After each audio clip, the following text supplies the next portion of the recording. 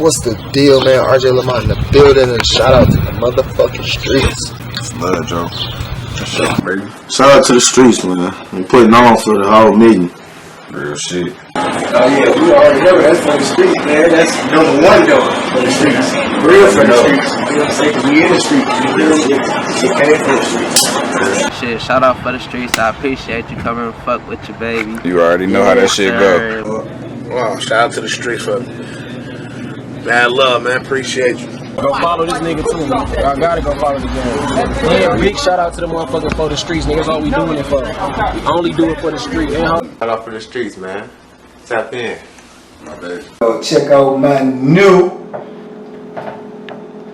little homie for the streets, Man. aka Ty. Y'all go check him out. Go check him out on his YouTube. Go check him out on his Instagram. What's the business, street family? Back at y'all with another superstar guest. He going crazy on YouTube right now. You know what I'm saying? Please tell the folks at home who I got on for the streets today. This Petty Pac right here coming live and direct to you. Straight like that. You already know. Tell them what city and state you grew up in. Detroit, Michigan, Southwest Detroit side. You already know how we get down on there. Southwest stand up. Shout out to my baby murder in Southwest Cho. Yes, sir. You already know. Now, what age can you remember first getting in trouble growing up out in Southwest Detroit? Oh man, I was 14. I had got caught with a BB gun. I was walking around. Unfortunately, I was lost. Robbing people, man. 14 years old. First arrest. That's how it go when we don't be thinking about it too much. You know what I'm saying? Now, how you get the nickname Petty Pac? Like, where that come from? That self-given or somebody else gave it to you? Well, I gave Pac to myself because I love Tupac. That's my favorite rapper of all time, dead or alive. Definitely Pac. But the Petty came from when we used to have little street beats. I just couldn't let it go. I just used to keep going back and forth. I'm talking about tit for tat with everybody and anybody. I don't care how young or how old. I used to just go back and forth with them. And they started calling me Petty, so I kept it, you know. You can't be petty if you ain't for none. Shit, you know what I'm saying?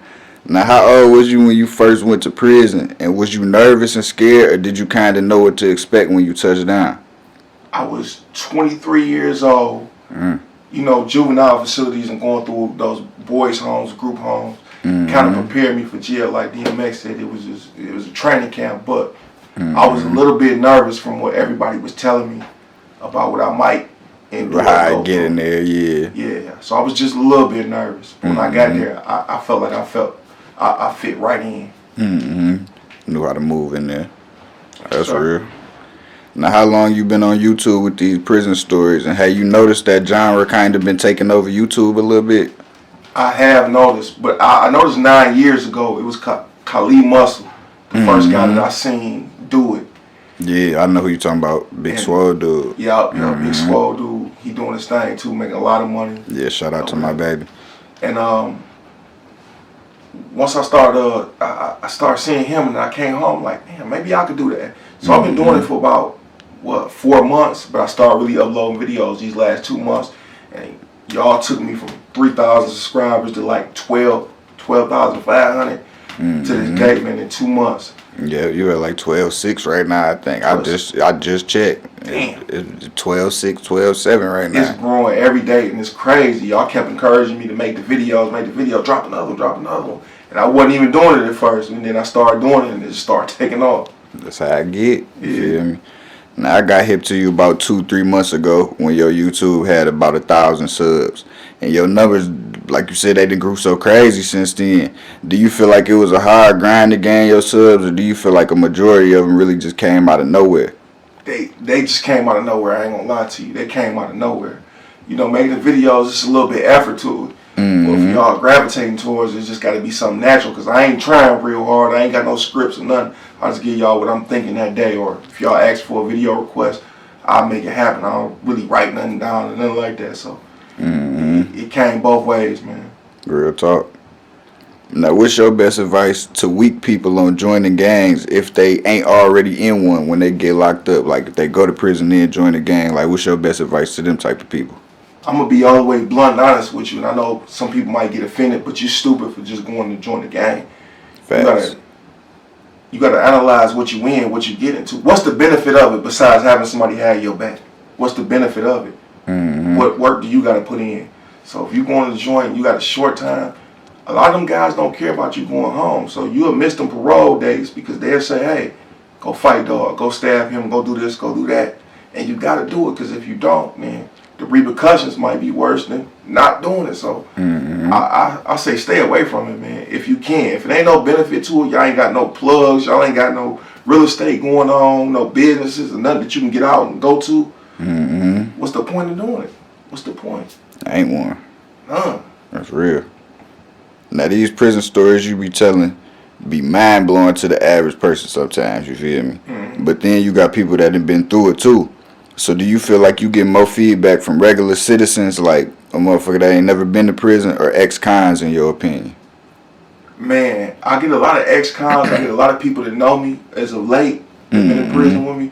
But it's a lot of regular people because they intrigued by the unknown. So I get a lot of comments from those guys and a lot of video suggestions and a lot of things they want to know. They're responsible for most of my content because if they didn't ask the questions, I probably wouldn't even know what to post. Right, real talk. Now, speaking of that, what's the craziest thing a fan that asked you to do a video about since you've been doing this? The craziest video that I seen somebody ask was how was sex when you first had it when you got out. They wanted to know details. And she actually like, hey look, I'm gonna cash app you before I call you and I want you to tell me about it. And I did it. Yeah. So, you know, she wanted to know, I had to let her know. Hey, shout out to you for, you feel me, letting that information go, you feel me? Straight like that. Now, congrats on all the success you've been able to gain this far with your vlogging, because that's what it is, you know what I'm saying? Do you plan on doing more with your channel as you keep expanding and gaining more exposure? Of course, I know there's people be wanting motivational speeches too, the everyday life, you know, what you go through. So, yeah, it's definitely going to be more than just prison talk. It's going to be comedy. Hopefully I can put other people on and get them a platform, doing interviews with the rappers or whatever that I reached out to. So, yeah, it's going to grow beyond just prison, but we still going to talk about that too because people want to know. Yeah, for sure.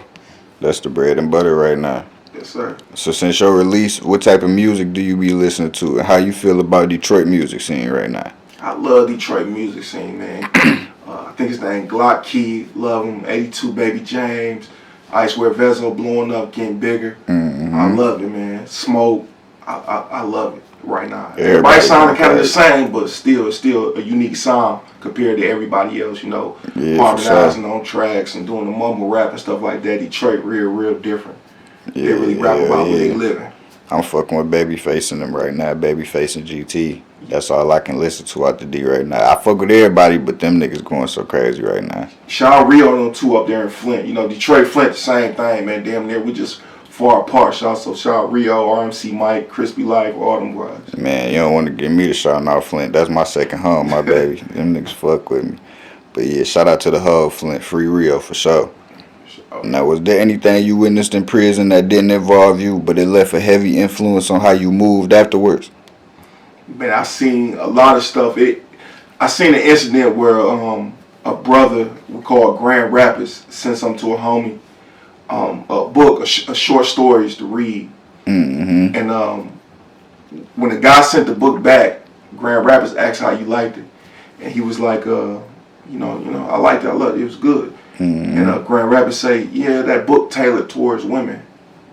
And he got real offended about that. And long story short, it was a whole little argument about him saying that book tailored towards women and that he liked it. So when he came out, he stabbed dude. So that made me really sit back and think in level 5, like, I gotta really watch who I talk to. I gotta really sit back and look before I start hanging with guys and stuff like that because it's some real weird stuff going on. Man. Yeah, some crazy individuals. Yeah, it's weird, man. So that really opened my eyes right there. Like, hey, I gotta stop hanging with certain people, man. It was a bunch of little situations, but that in particular, like, you know what? Yeah, Let me watch what I say to somebody. Move. Yeah, I gotta move different for sure. I ain't making no jokes, no nothing. Yeah, straight like that. Now, what's the worst prison in Michigan in your eyes, and what's the worst one you ever been to? I would say Earth, level 2, because it still ran like a level 3, like a mental health joint. Earth was one of the first places I seen where guards was like racist. They would go to the Arab Muslims and tear up all these stuff, tear up their pictures, mix up their legal work, Oh, they throw some of tripping. it away. Yeah, I seen that there, and them come to. I remember they came to an Arab guy like, you a effing Muslim, you a scum of the earth, you know. I'm like, man, and they just treat us real bad there, man. They ain't call us by our name. Hey, come here, convict, come here, do this, do that, and that's one of the places where I was picked on a whole lot because I wouldn't submit and I wouldn't really be nice to them guys and cordial. I just, you know, keep my distance from them, man. Straight like that. Now, that's the worst one you ever been to? I would say Earth, yup, level 2 East Side. Worst one I've been to. Now, what's the worst one you know of in Michigan? The worst one I know of, I think it's still Earth, bro. Still Earth. Everybody hate to go there on the East Side. Everybody hate to go there, and level 4 round unit. Everybody talk about, man, I just hope I don't get sent to Earth. Hope I don't get sent to Earth. But as far as a lot of violence, it got to be St. Louis. As far as inmate on inmate violence, St. Louis, level 4. They always going at each other all the time. Every group. Damn. Yeah. And they're getting it in. Now, what advice you got for the youngins in Michigan going down the wrong path that lead to the joint? I got to say, sit back, man. Smart people learn from their own mistakes. Even smarter people learn from other people's mistakes. So you got people like me and a bunch of other guys, Khalid Muscle and Brody and all those guys on YouTube telling you, like, this not where you want to be at, where you want to end up at. I know when you young, you don't want to sit up and